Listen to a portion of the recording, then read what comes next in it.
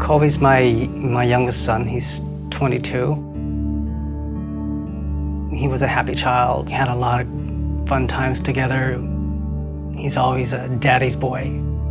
He liked outside activities. He liked riding dirt bikes, skidoos, like most of the kids in rural Newfoundland.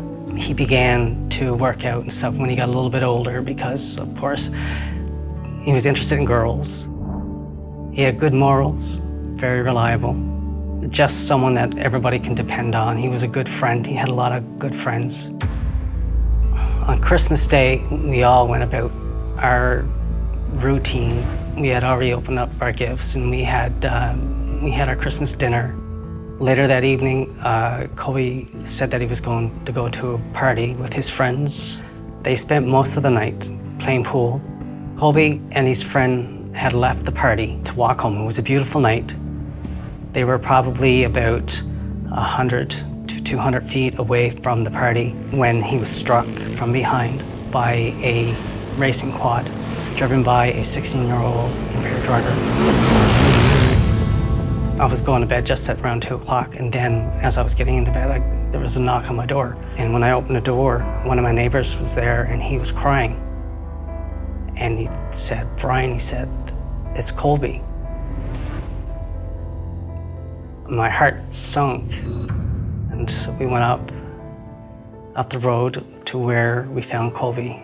He was laying in the middle of the road. His friend had him turned on the side, and then the ambulance came, and they took him. When we reached the hospital, they ushered us into this small room. I asked to see my boy, and he was hooked up to all these machines. And I kept telling him that that I loved him and that everything was going to be okay, that he was going to be okay. And then he started seizuring. The impact left him with multiple injuries, the most severe being the multiple bleeds he had on his brain, leaving him with severe brain injury, resulting in the way he is today, not being able to eat, not being able to talk, not being able to use the bathroom or anything on his own. He's totally bedridden, wheelchair-ridden. He has to depend on everybody for everything. He's no longer the independent, strong young man that he once was. And that's hard. It's hard to take.